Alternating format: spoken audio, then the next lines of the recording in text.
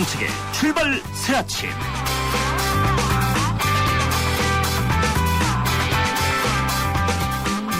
날씨가 또 추워졌습니다.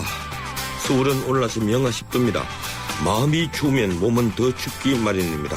여러분 안녕하십니까. 출발 새아침의 전원책 변호사입니다. 서울시장이라는 자리 정말 높은 자리입니다. 조선시대에는 환승판윤이라고 했죠. 판서와 같은 정이품의 고위관직으로 사법권까지 가지고 있었습니다. 지금 서울시장은 지방장관 중 유일하게 국무회의 멤버입니다. 사실 서울시장은 1000만 인구의 대표이니 어지간한 나라의 국가원수급과 같습니다. 덴마크, 핀란드, 노르웨이는 인구가 500만 정도이고 스웨덴은 800만을 간 넘고 그리스도 1000만 정도죠. 그러니까 서울시장이 얼마나 대단한 자리입니까? 이 서울시장 탐내는 분들 많습니다. 새누리당에도 민주당에도 안철수 신당에도 서울시장을 목표로 뛰는 사람들이 넘쳐납니다.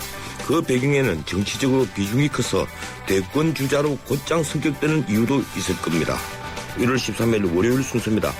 오늘은 현직 서울시장을 인터뷰합니다. 아직 선거가 시작되지 않았기 때문에 선거와 상관없는 전반적인 정치 상황에 대해서 박원순 시장의 의견을 들을까 합니다. 8시 10분 3부에서 만나보겠습니다. 잠시 뒤 1부에서는 의료영리화에 반대해서 3월초 총파업에 나서는 대한의사협회 노한균 대표를 인터뷰합니다. 우리 사회 지식인 그룹인 의사들이 정부의 정책에 무슨 문제가 있어서 파업에 나서는지 들어보겠습니다. 한미 간의 방위비 분담금 협정이 끝났습니다. 10차례 협상 끝에 작년보다 505억 원이 증액되어 9,200억 원에 합의했습니다. 2부에서 자주국방 네트워크 신인균 대표 의견을 듣겠습니다. 매주 월요일은 한 주간의 정치 상황을 짚어보는 정치보고서 마련합니다. 전원책의 출발 새아침 출발합니다.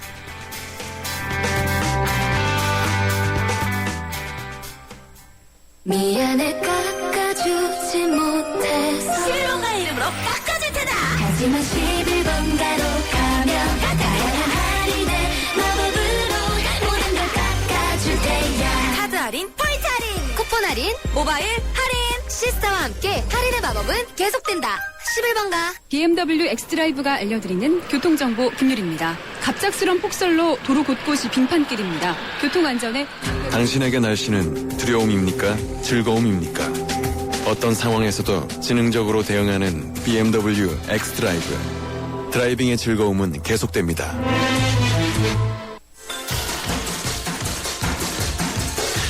뉴스의 흐름을 짚어드립니다. 뉴스의 가치를 열어드립니다.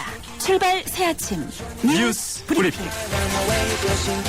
예, 주뉴스 살펴드립니다. 시사평론가 이종근 박사와 함께합니다. 어서 오십시오. 네, 안녕하십니까. 예, 오늘 주간 헤드라인 어떤 것들이 있습니까? 예, 또 한 분, 염수정 대주교 추기경 서임 관련한 기사가 있고요. 예.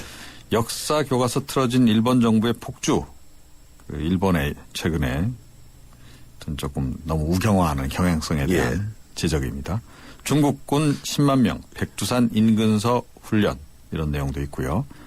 배우자 상속 늘리고 세금 부담 줄인다 이런 내용도 있습니다. 예, 중국군 10만 명, 이 선양군단이 백두산 인근에서 훈련한다는 이 사실 해마다 하는 훈련인데 그렇습니다. 이번에는 강도가 굉장히 높았다고 하더군요. 예. 예, 그리고 염수정 대주교 추기경 이 서임이라는 단어를 쓰죠. 네. 예, 오늘 오는 22일에 서임식을 갖는다면서요. 예, 그렇습니다. 로마 바티칸에서 그 서임식이 열린다 그러고요. 이 프란치스코 교황이 다 아시겠지만 서울대 교구장인 염수정 대주교 새 추기경으로 정했고 서임한다. 이렇게 바티칸 교황청이 어제 밝힌 겁니다. 세 번째로 추기경 배출을 하는 거죠. 올해 71세시고요. 80세 미만이기 때문에 교황 선종 또는 부재시 선거권 또 피선거권을 갖는다는 점에서도 조금 특별합니다. 예, 드디어 우리도 다시 선거권을 가지게 됐군요. 네. 예. 종교의 정치 개입에 반대 의견을 가지신 분이죠. 네. 예, 작년에 이 정의구인 사제단 사건 때 그런 일이 있었죠. 그렇습니다. 지난해 11월이었죠. 이 전주교 정의구현 사제단 전주교구 사제들이 시국미사 열고 대통령 사퇴 촉구하기도 했었는데 그 당시에 이제 가톨릭 교리서 이런 걸 근거로 해서 정치 구조나 사회생활 조직에 직접 개입하는 것은 교회 사목자가 할 일이 아니다 이렇게 비판한 바가 있습니다. 예. 정치적으로는 중도 보수 성향으로 분류가 되고 있다 그러고요. 그동안 뭐 정치나 사회 현안에 관해서는 직접적인 언급을 좀 자제해온 그런 그 행보를 보였습니다. 예, 또 한 가지 특별한 점은 김수환 추기경하고 서울 동성중 선후배 사이라 그러네요. 예, 또 그리고 이 초기 우리나라에 가톨릭이 들어왔을 때 그 순교자 집안이라고 하더군요. 그렇습니다. 네. 예. 주한미군 방위비 분담금 협상 결과가 나왔죠. 이 네. 국회 비전 과정에서 진통이 예상된다면서요. 그렇습니다. 우선 그 평가가 좀 엇갈리고 있습니다. 예. 이 새누리당은 5년 단위 방위비 분담금 협상 중에서 역대 세 번째로 인상률이 적었다. 또 국회에 보고하게 한 이런 그 투명하게 제도 개선한 부분 이것도 의미가 있다. 이렇게 예. 긍정적으로 평가를 지금 하고 있습니다. 그 반면에 민주당은 그동안 정부가 지불한 분담금 중 쓰지 못하고 은행에 예치한 돈 또 아직 쓸 준비가 안 돼서 나중에 줘야 할 돈까지 합치면 1조 2천억 원 정도 이르는데 이런 그 천문학적 금액 놔두고 왜 다시 인상해야 하는지 설명이 부족하다. 한마디로 그 부실협정이다. 이런 반응입니다. 예. 이 법제처 심사, 국무회의, 대통령 재가를 거쳐서 정식 서명 절차 밟게 되고 2월 임시국회 때 비준동의안 아마 제출이 될 것 같은데 이 국회 논의 과정에서 약간 논란이 예상됩니다. 예, 어떻든 작년 연말에 종료된 것이 8차 방위비 분담금 협정인데 이번 방위비 분담금 협정 많이 개선된 점이 있다면서요. 국회 보고를 강화한 내용. 그것도 포함되죠? 예, 방위비 분담 종합 연간 집행 보고서를 매년 4월 달에 보고하도록 했고요. 예. 또 1년에 2번 현금 미집행 현황 보고서를 새로 작성하도록 했습니다. 또 이런 걸 통해서 이제 국회에 적절히 보고할 수 있도록 한 거. 이거는 그동안 그 논란이 됐던 그 분담금 사용의 불투명성 어느 정도 해소하는데 기여하지 않겠냐 이런 예상이고요. 예. 지금 뭐 미군이 사용한 분담금을 우리 경제로 최대한 흡수될 수 있도록 그런 노력한 부분도 좀 성과로 이렇게 좀 꼽히는데 외교부 측에서는 분담금의 90% 가량이 그 한국인 근로자 인건비 우리 업체 대금으로 다시 돌아오는 거다 이렇게 좀 설명을 하고 있습니다. 그렇군요. 이 분담금의 전용 문제를 완벽하게 해소하지 못했다는 평가도 있긴 있죠. 네, 그렇습니다. 사실 이 문제를 근본적으로 해결하려면 그 독일이나 일본식의 그 소요형으로 바꿔야 된다 이런 얘기가 있죠. 예. 지금은 총액만 정해주면 구체적인 집행은 미국에서 다 지금 알아서 하는 그러니까 총액형으로 지금 하고 있거든요. 그리고 이번에 이제 지출과 관련해서 사전 협의를 강화하긴 했습니다. 그런데 이게 반드시 정부의 동의를 필요로 하는 것은 아니어서 강제성은 좀 없다는 거죠. 그런 부분이 있고 또 의정부하고 지금 동두천에 있는 미국 이사단 오는 2016년까지 평택으로 옮기는 데 드는 비용 이거는 기본적으로는 이 기지 이전은 미국 측이 다 부담하기로 돼 있는데 그동안 관례적으로 약간 좀 허용해 왔죠. 근데 이번에도 역시 좀 허용을 했습니다. 뭐 정부 쪽에서는 이미 그 8차 협정에서 국회 비준 받은 사항이기 때문에 내년까지 전용하는 건 좀 어쩔 수 없다 이런 반응입니다 지금. 예, 오늘 여기까지 듣겠습니다. 고맙습니다. 네. 예, 지금까지 뉴스브리핑 이종훈 박사였습니다.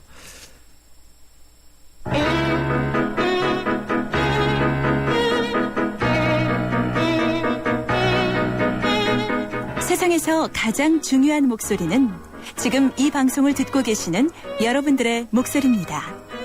샵 0945 50원의 유료 문자 메시지와 YTN 라디오 모바일 앱 예스를 통해 지금 여러분의 의견을 남겨주세요. 가장 소중한 인터뷰가 될 것입니다. 의료법인의 자법인 허용과 원격 진료 도입을 정부가 발표하자 의료계의 반발이 확산됐습니다. 대한의사협회가 파업을 결정한 겁니다. 그리고 의료수가 신뢰로 문제가 번졌습니다. 대한의사협회는 12일 비상대책위원회를 열어서 향후 투쟁 방향을 발표했는데요. 정부 입장에 변화가 없으면 3월 3일부터 총파업에 나선다는 계획입니다. 아직 시간적 여유는 있지만 의사들이 자신들이 소명인 진료 행위까지 거부하는 극단적인 사태가 왜 벌어진 것일까요? 대한의사협회 노한규 회장 의견 듣겠습니다. 전화 연결되어 있습니다. 안녕하세요, 노 회장님. 네, 안녕하십니까. 예, 요사이 가장 바쁜 때인 것 같습니다. 마음은 춥고요. 예. 우선 용어부터 좀 정리해야 될 것 같습니다. 일부에서 의협이 의료 민영화에 반대한다 이렇게 하는데 또 일부에서는 의료 영리화에 반대한다 이렇게 표현을 합니다. 의협에서는 정확히 어떤 입장입니까? 네, 사실 저희 협회는 의료 민영화 반대라는 단어를 공식적으로 사용한 적은 없습니다. 예. 저희들은 이제 의료 영리화 혹은 의료 상업화 반대라는 용어를 썼었고요. 그 이유는 의료 민영화라는 단어가 가지는 뜻이 굉장히 여러 가지 뜻을 갖고 있기 때문에 예. 혼란을 가져올 수 있어서 네, 지금 의료 민영화라는 단어가 아주 정확하지 한 것도 아니고 또 그렇다고 아주 틀린 것도 아닙니다. 예. 그런데 지금 의료 서비스의 공급 주체로 본다면 전체 의료기관의 지금 94%가 민간 의료기관이기 때문에 이미 의료 민영화가 됐다라고 할 수도 있지만 또 한편으로 지금 저희가 이제 공보험 체제를 운영을 하고 있는데 만약에 정부가 공보험을 강화하지 않고 지금 국민의 건강을 이제 건강을 지키는 데 소요되는 의료비를 민간의료보험에 계속 떠넘기고 민간의료보험 시장이 계속 커져간다면 그래서 민간의료보험이 활성화된다면 그거는 또 민영화라고 볼 수도 있는 것이죠. 예, 그래서 그렇군요. 네, 여러 혼란들이 있어서 그렇게 본다면 지금 꼭 틀린 말은 아니고 네, 근데 지금 상황에서 좀 더 정확한 것은 의료 영리화 상업화라고 표현하는 것이 좀 더 혼란이 없을 것 같습니다. 예. 의료 영리화가 이 공식적으로 쓰는 용어고 지금 의료 민영화는 사실 건강보험 체제를 현재의 건강보험 체제를 만약에 바꾸게 된다면 그건 의료 민영화일 수 있다 이런 예, 말씀입니다. 네, 그렇습니다. 예, 천보사들이 반발한 것은 원격 진료 그리고 의료법인에 자법인을 두는 거였는데 지금은 문제가 수가 현실화로 옮겨간 것 같습니다. 어떻습니까?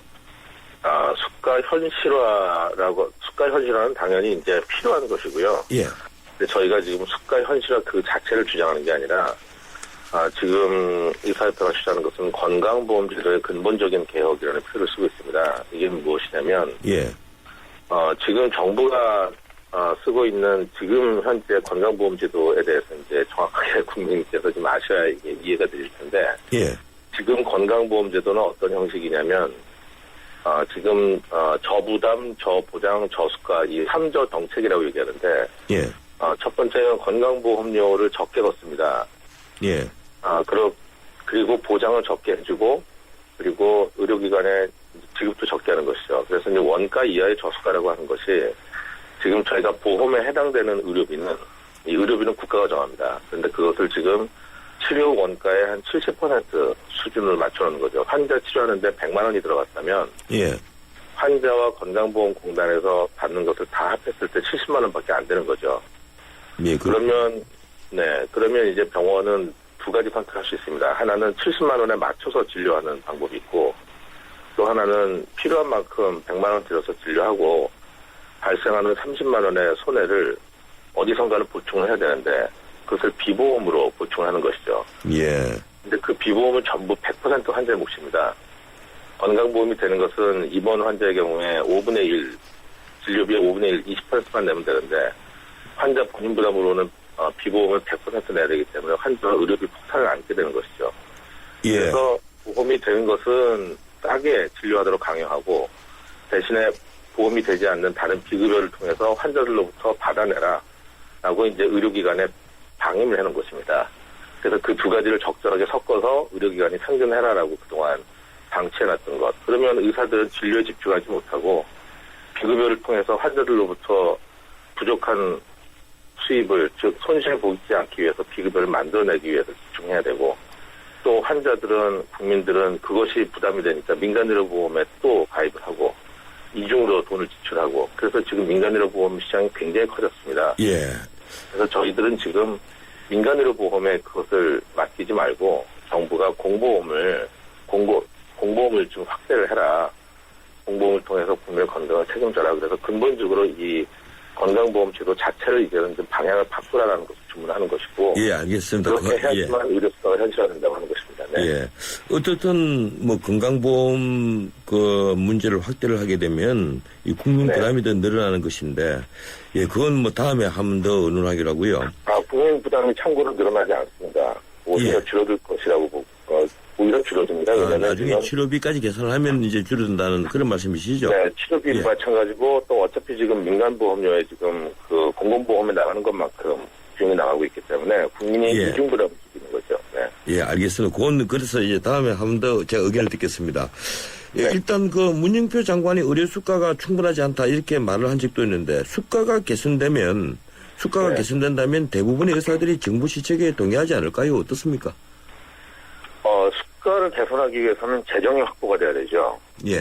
네, 정부는 지금 계속 그동안에 재정 확보 어렵기 때문에 수가 개선이 어렵다라고 얘기했는데 지금 최근에 이제 발표가 됐지만 건강보험 재정에 지금 16조가 지금 쌓여 있습니다. 흑자가 나서.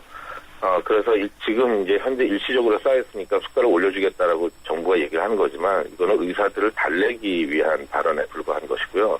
예. 지금 흑자가 난 것은 의료 이용률이 경제 불황 때문에 의료기관 이용률이 크게 떨어져서 일시적으로 생긴 현상이라고 생각합니다. 그래서 정부도 그냥 수가 올려주겠다라고 이런 좀 의사들을 달래기 위한 그런 간단한 발언보다는 앞으로 어떻게 그 재원을 확보해서 결국 방법은 민간의료 보험으로 가는 돈들을 지불하는 돈들을 이중 지출하지 않고 공보험에 하나로 몰던가 아니면 최소한 이 민간의료 보험은 이제 최소한의 기능만 남겨두고 공보험을 강화해서 재원을 마련하고 수가 현실화를 하는 그런 근본적인 정책을 세우기를 바라는 겁니다. 예.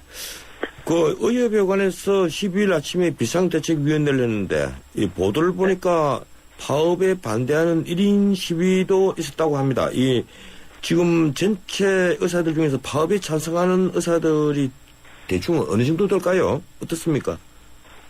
저희가 이제 전체 설문조사, 전체 투표는 아직 하지 않았지만 최근에 약 한 3,500명의 의사를 대상으로 설문조사를 한 적이 있습니다. 예.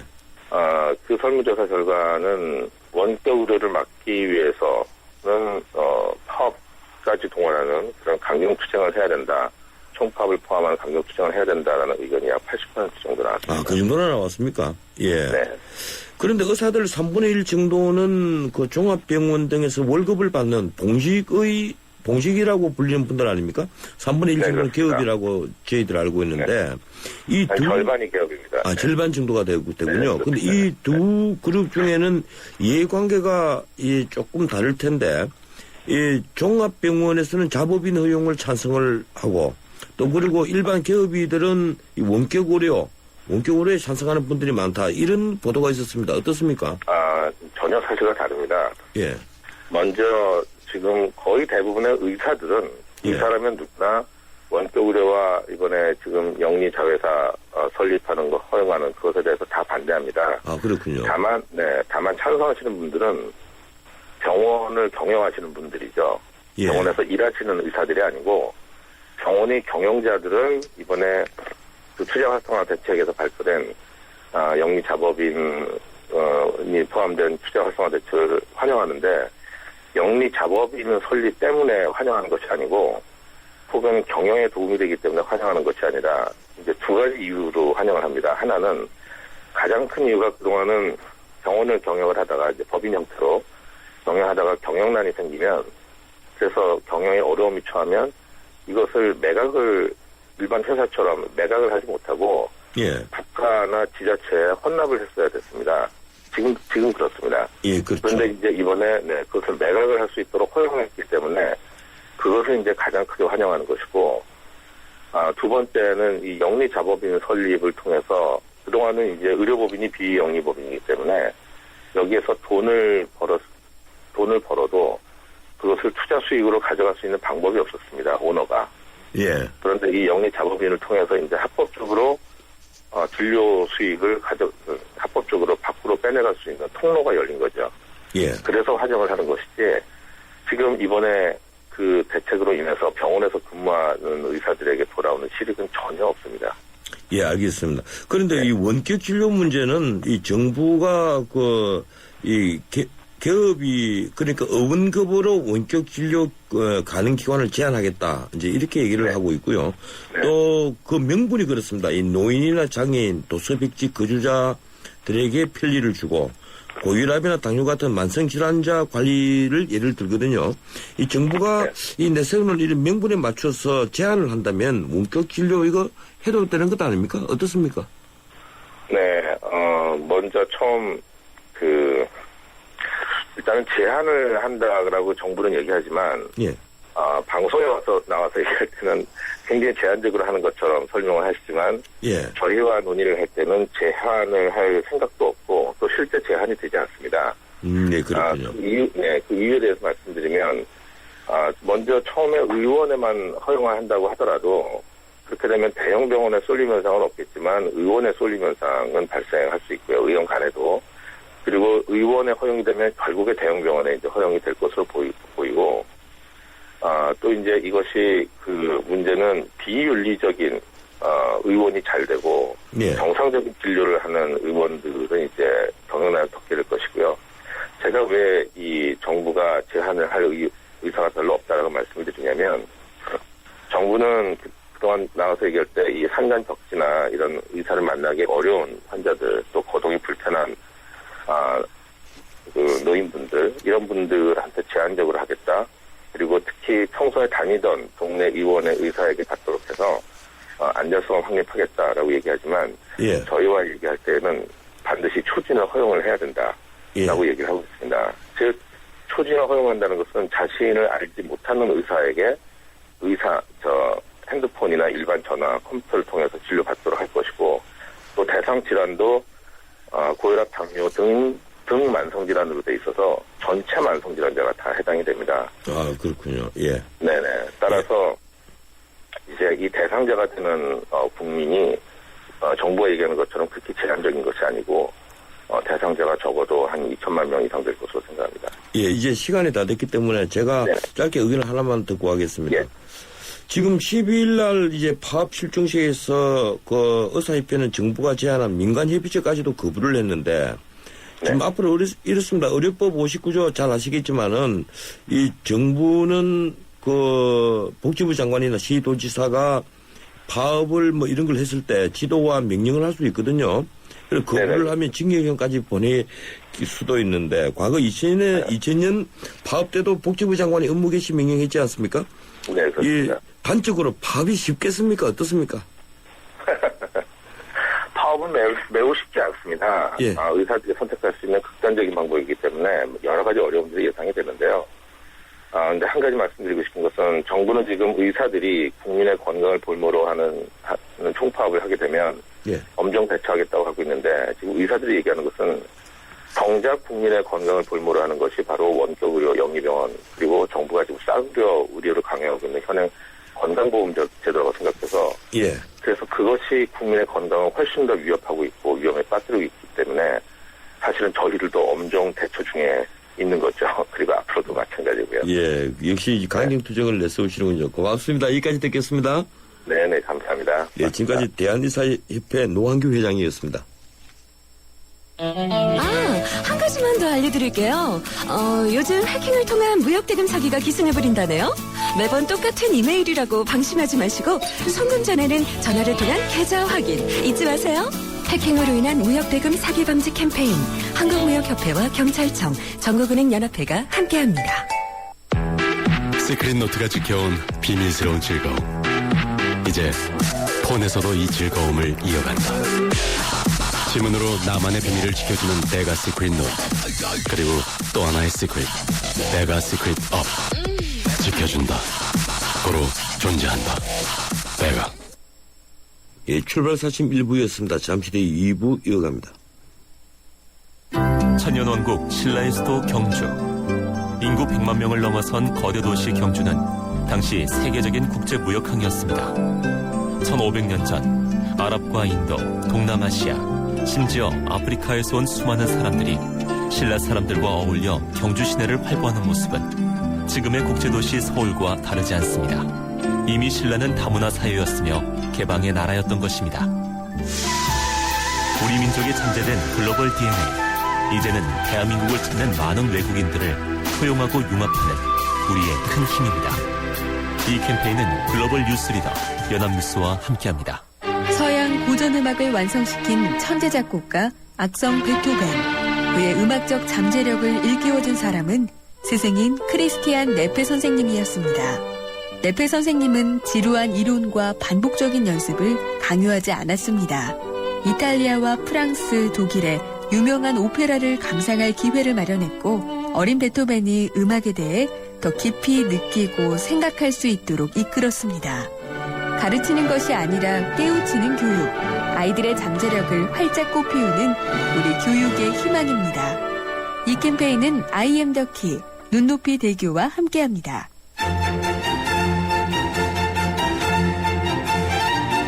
출근길 정통 시사 라디오 프로그램 YTN 라디오 전원책의 출발 새 아침. 예, 전원책의 출발 새 아침 2부 시작합니다. 지금 시각은 7시 35분 갓되고 있습니다. 출근길 도로 정보 알아보겠습니다. 김민환 캐스터. 네, 출발 새 아침 교통정보입니다. 월요일 아침 강한 추위 속에 출근길 정체가 곳곳에 늘어났습니다.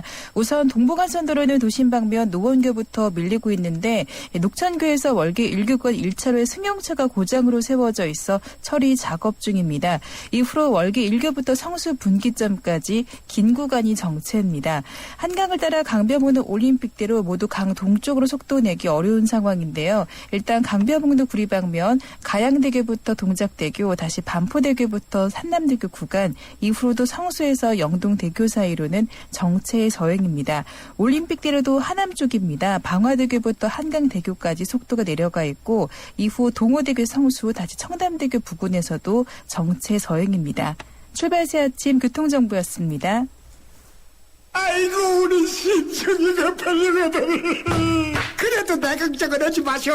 심청이가 안심폰을 주고 갔으니까 이 안심폰은 24시간 긴급 출동의 건강상담 서비스까지 받을 수 있어이다. 알뜰폰에 새콤을 더하면 S1 안심폰. 삼성 디지털 프라자에서 만나세요.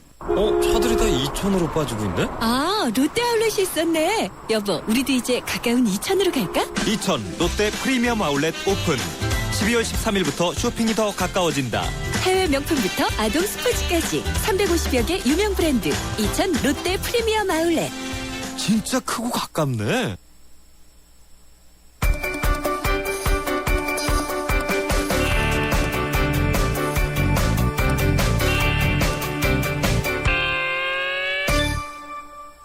예, 이번엔 국제뉴스 알아보겠습니다. 중앙일보 국제부 강혜란 기자 연결되어 있습니다. 안녕하세요, 강 기자님. 안녕하세요.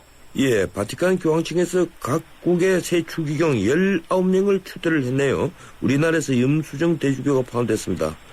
프란치스코 교황은 취임 후 처음으로 새 추기경 19명을 선임했습니다. 한국 추기교의 새 추기경으로 서울대 교구장 염수정 대주교를 지명하는 등 이탈리아, 독일, 영국, 필리핀, 하이티, 부르키나파소 등에서 골고루 새 추기경이 나왔습니다. 공식 서임식은 2월 22일 로마 바티칸 교황청에서 열립니다. 이번에 추대되는 추기경 가운데 16명은 80세 이하로서 이들은 후임 교황 선출을 위한 콘클라베 회의에 참석할 권한을 갖게 됩니다. 올해 71살인 염대주교도 여기에 포함됐습니다. 염수경 추기경이 공식 서임하면 고 김수환 추기경과 정진석 추기경에 이어서 한국의 세 번째 추기경이 되고요. 한국은 정 추기경과 염 추기경을 나란히 보유해 2인 추기경 시대를 다시 열게 됐습니다. 예, 일본 정부가 이 교과서를 만드는 하나의 지침서라고 할 수 있는 학습지도 요령 해설서에 독도는 일본 땅이다, 이런 내용을 명기하라는 방안을 검토 중이라고 하죠. 네, 일본 교육에서 학습 지도 요령은 법적 구속력은 없지만 현장 교육과 교과서 검정 등에 큰 영향을 미치는데요. 현행 중학교 해설서 지리 분야 여기에는요, 우리나라와 한국 사이에는 다케시마, 독도입니다. 다케시마에 대한 주장에 차이가 있다는 점도 취급을 해서 우리나라의 영토, 영역에 대한 이해를 심화시키는 것이 필요하다는 내용이 담겨 있습니다. 그런데 일본 문부과학성이 중학교 해설서와 고등학교 해설서 모두에 독도는 일본 고유 영토라는 내용을 다시 새로 끼워 넣는 방향을 검토하고 있다고 일본 언론이 보도했습니다. 이 독도에 대해서는 한국이 불법 점거하고 있다는 점, 또 중국과 영토 갈등 중인 센카쿠 열도에 대해서는 영토 문제 자체가 존재하지 않는다는 점을 강조할 예정입니다. 아베 신조 정권이 실제로 이를 단행할 경우 안 그래도 최악인 한일 관계에 더 큰 파문이 일 전망입니다. 예, 중국 샹그릴라에서 큰 불이 나서 수백년 된 문화재가 대부분 수출됐다면서요? 네. 11일 새벽 1시 30분쯤에 그 중국 윈난성 샹그릴라 현의 두꺼충 고성에서 대형 화재가 발생해서요. 수백 년 된 문화재 300여 채가 피해를 입고 이 중에 242채와 불상 등은 완전히 불에 탔습니다. 이곳은 티베트 지역에 주로 거주하는 짱족의 집단 거주지로 1300년 전 당나라 시절부터 조성됐습니다. 짱족의 고대 건축물과 생활 양식이 잘 보존돼서 고대 차마 고도의 중심지이기도 하고요. 한국인을 비롯해서 매년 수백만의 관광객이 찾는 곳인데 이번 화재로 인명 피해는 없습니다만 귀중한 문화재가 대부분 소실돼 재산 피해가 최소한 1억 위안 약 175억 원을 넘을 것으로 추산됐습니다. 예, 현지 경찰 관계자에 따르면 아직 방화 흔적은 발견하지 못했고요. 워낙 많은 문화재가 소실돼 정확한 집계가 아직은 불가능한 상태라고 합니다. 예, 오늘은 여기까지만 듣겠습니다. 고맙습니다. 감사합니다. 예, 지금까지 중앙일보 국제부 강혜란 기자였습니다.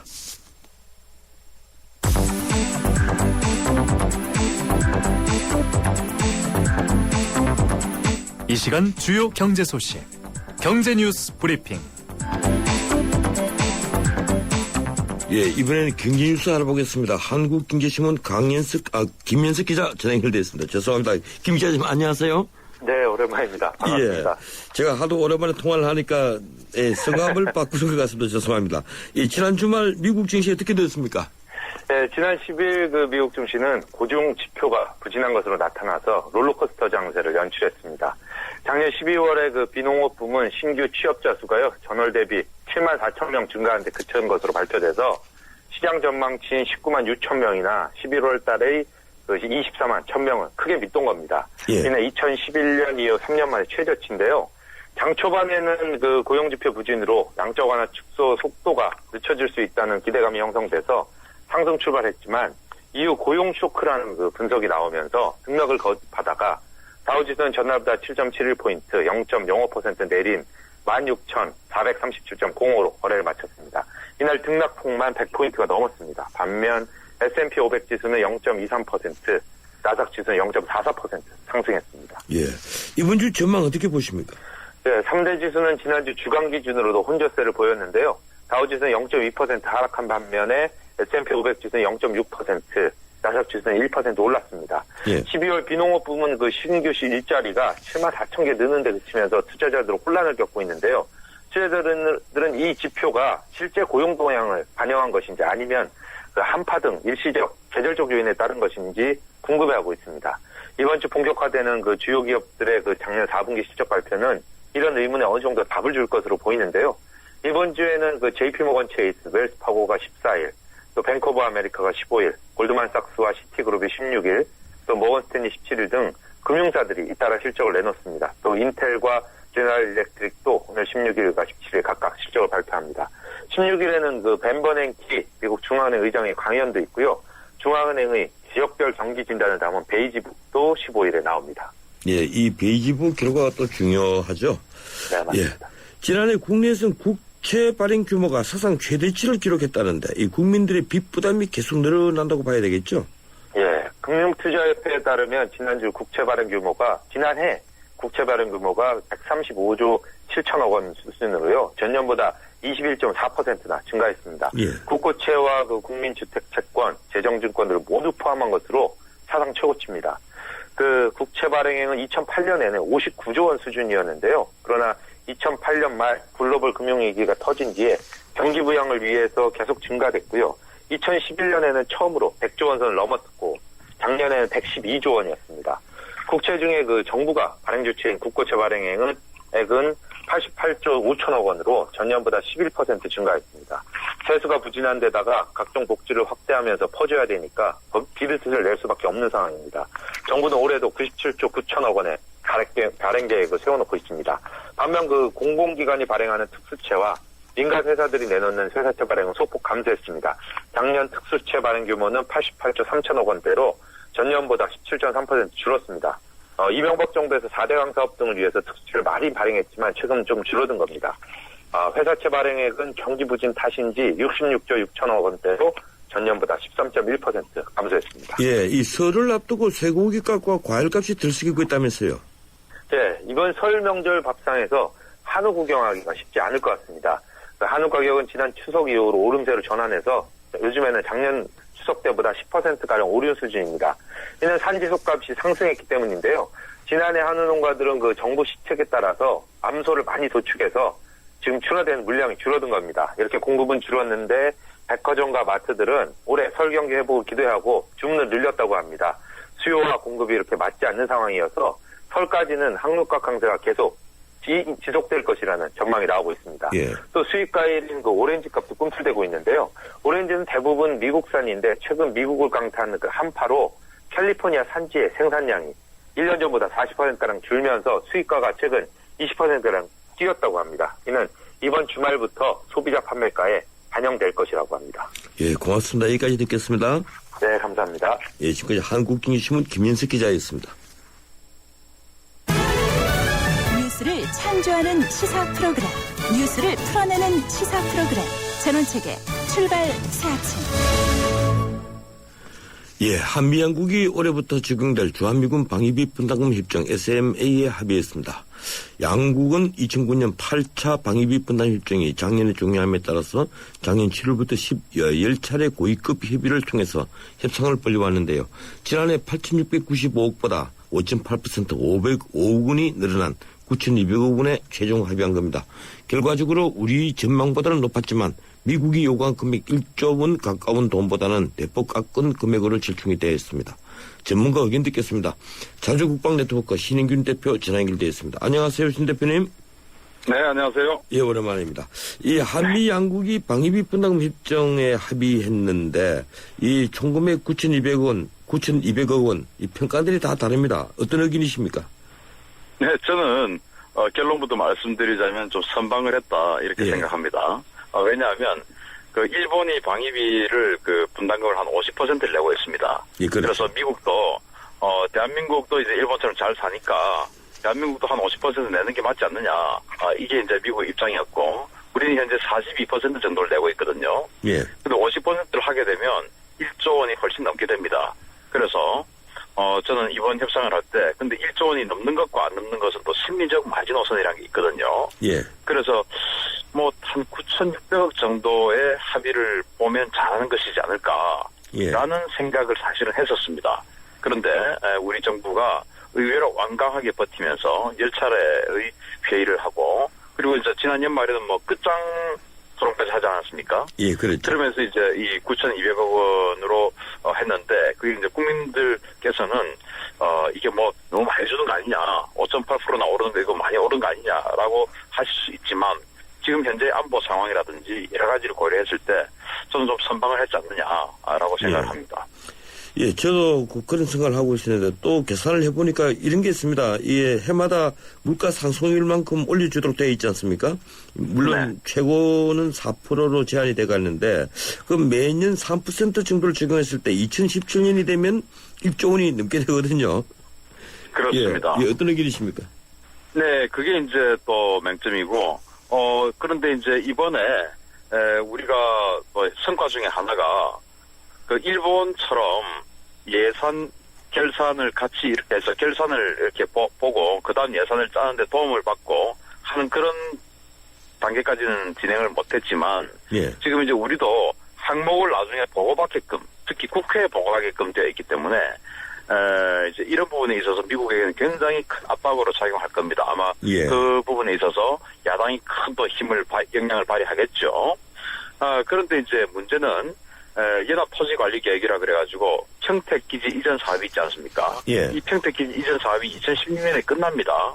그러면은 17년과 18년까지 이 협정이 되어 있는데 17년, 18년은 사실 그 군사 건설비 부분이 상당히 줄어들 수밖에 없습니다. 그런데 미국은 그럼에도 불구하고 뭐 물가 상승률에 의거해서 계속 올리겠다라고 하는 건데 아마 17년, 18년에는 미국의 어떤 그 쌈짓돈이 많이 늘어날 것으로 저는 예상을 합니다. 그런 것들을 그래도 우리가 이제 19년도에 가서는 너희들이 지금 많이 남았으니까 이제 이런 식으로는 하지 말자라고 하는 명분을 가질 수 있게 된 거. 그것으로도 조금 그전에 사실 이런 어떤 그 제도적 장치의 시도조차 못했었는데 그런 것을 성과로 보면 되지 않겠냐 생각을 합니다. 예, 방금 말씀하신 대로 지금 이제 주한미군이 그 평택 미군기지 이전할 때 쓰는 군사건설비 이게 2016년 뒤에는 사실은 필요하지 않을 텐데 그때도 물가 인상일 만큼 재조정을 해야 되는데 그때 가서 이 재조정 할 수는 없지 않겠습니까? 어떻습니까? 그래서 그 연합토지관리계획이란 것이 예. 서로 간에 자기가 필요한 부분만 자기가 내는 것이거든요. 그렇죠. 이를테면 용산기지 같은 경우는 이 서울시내 최중심가에 이제 미군기지가 저렇게 있다 보니까 철조망도 있고 하니까 이제 흉측하지 않습니까?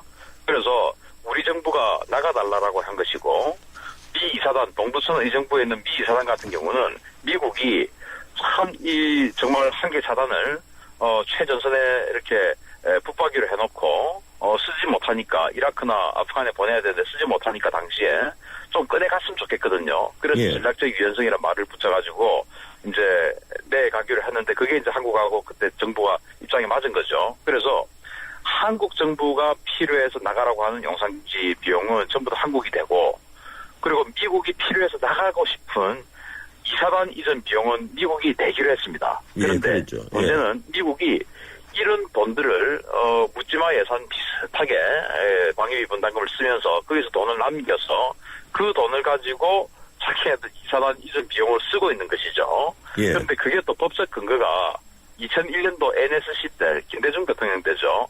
또 그 132차 상임위원회 때 이걸 인정해줬습니다. 예. 그래서 그것을 근거로 미국이 이제 그 미 이사단 이전 비용을 그렇게 내고 쓰고 있는데, 이제 지금 변호사님 지적하신 대로 2016년 되면 이 기지 이전 사업이 다 끝나기 때문에 이 항목 중에서 한 40% 정도가 군사 건설비입니다. 예. 그러면은 1조 원을 예상을 했을 때 4천억 원이 군사 건설비인데 2016년 되면 군사 건설할 게 크게 없습니다, 소요가. 예. 그러면은 미국이 엄청난 돈을 남길 것으로 예상이 되는데, 문제는 이제 그 부분에 대해서 우리 정부가 어떻게 대처할 것인가는 또 하나의 큰 숙제로 남겨져 있는 것이죠. 예, 그때 가서 봐야 되겠군요.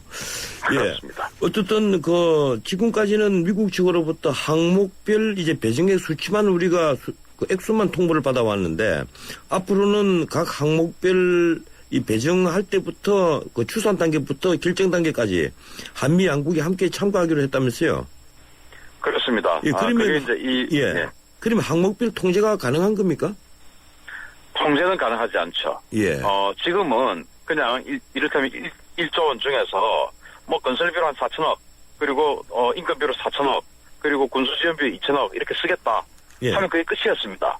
그걸 뭐 나중에 검증할 수도 없었고요. 그런데 이제는 건설비 중에서 무슨 건물 짓는데 얼마, 또 인건비 중에서도 누구 얼마 이런 식으로 이제 세부 항목을 다 하는 것이죠. 예. 그렇게 해서 이제 우리에게 보고하고 나중에 우리는 또 그것을 정말 이렇게 검토를 하는 것인데, 문제는 이를테면 우리 그 기업에서 회계감사 결산하듯이 영수증 첨부를 한다든지 이런 건 없는 것이죠. 예, 그렇군요. 그냥 그 회계장부의 맨 마지막 장 이렇게 받았고 이렇게 썼다 하는 그것만 보는 것이기 때문에 이것만 가지고 미국이 이럴 때면 뻥튀기 숫자를 넣을 수도 있는 것 아니겠습니까? 예.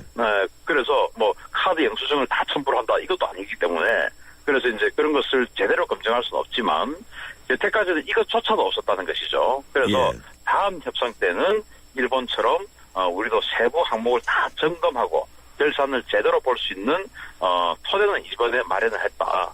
라는 것을 성과로 보시면 되겠습니다. 예, 일본은 사실상 세목별 통제를 하고 있지 않습니까? 그렇죠? 통제하죠. 예. 일본도 우리보다 이제 주둔 미군이 굉장히 훨씬 많기 때문에 예. 일본은 한 5조 5천억 원 정도를 미군이 방위비 분담금으로 쓰고 주둔군 비용으로 쓰고 있는데, 그중에 한 50%에서 2조 7천억 원 정도를 일본이 비용을 부담을 하고 있거든요. 예. 그런데 이게 1999년도에 피크를 찍었고, 그때부터 일본이 이제 방금 말씀드린 그 결산을 같이 하면서 하기 시작해가지고 계속 절감하기 시작했습니다. 그래서 지금은 32%를 절감을 해서 2조 7천억 원을 일본이 내고 있는데요. 그것이 바로 그렇게 결산을 같이 하게 되는 효과죠. 사실 결산 안 하면 썼다 하면 그만이니까 그냥 그 미국의 어떤 도덕성에 맡길 수밖에 없었는데, 사실 돈이라는 게 그렇지 않지 않습니까? 예. 이제 시간이 거의 다 됐는데, 이 한미 양국은 전시작전 통제권 지금 전환 시기 재임기 또 논의를 하고 있지 않습니까? 이번에 이 방위비 분담금 협정과는 아무 상관이 없다고 양국이 똑같이 얘기는 하고 있습니다만은 직접적으로 전혀 연관되지 않았다고 볼 수는 없지 않겠습니까? 어떻게 보십니까? 저는 그 정부의 공식 입장이 이 전자권 재연기하고 관계가 아무것도 없다라고 이렇게 밝히는 것은 정부의 입장이고 그것을 또 액면 그대로 믿는 것은 또 너무 순진하다고 생각을 합니다. 그래서 전혀 관계가 없지는 않다라고 생각을 합니다. 예, 일단 그 전시작전 통제권이 전환이 만약에 된다면 미군의 그 이동도 이제 자신들이 임의로 할 텐데 그렇게 되면 또 군사합의 재입상해야 되지 않겠습니까? 어떻게 보십니까? 만약에 전자권 재연기를 하지 않고 전자권 전환을 2015년 예정대로 한다면 이런 협상을 해서는 안 되죠. 예, 그렇죠. 그런데 이제 전자권 재연기를 다시 이제 어떤 특정한 조건이 갖춰질 때까지 조건부 연기를 한다면 그것은 이제 이번 협상이 아주 그래도 소기의 성과를 거뒀다라고 평가할 수 있지만 전자권도 연기하지 못하고 돈은 돈대로 더 주고 이것은 말이 안 되는 것이죠. 예, 알겠습니다. 얘기 듣겠습니다. 고맙습니다. 감사합니다. 예, 지금까지 자주국방 네트워크 신인균 대표였습니다. 현대자동차 오너들의 휘파람 소리가 커진다. 난 주유. 난 쇼핑. 난 보험. 난 커피. 난 자동차 바꿔야겠다. 블루 멤버스 포인트로 원하는 대로 시작합니다. 자동차에서 라이프까지 블루 멤버스. 자세한 내용은 홈페이지 참조. 연하가 알려주는 좋은 물의 조건. 물 드실 땐 꼭 수원지를 확인하세요. 저는 지하 180m 천연 안만수와 드넓은 구규림이 있는 해발 680m 강원도 평창을 꼭 확인해요. 깨끗해. 강원 평창수 평창 동계올림픽 공식 먹는 샘물. 예, 출발사 아침 2부였습니다. 8시 뉴스 들으시고 8시 10분에 3부 이어갑니다.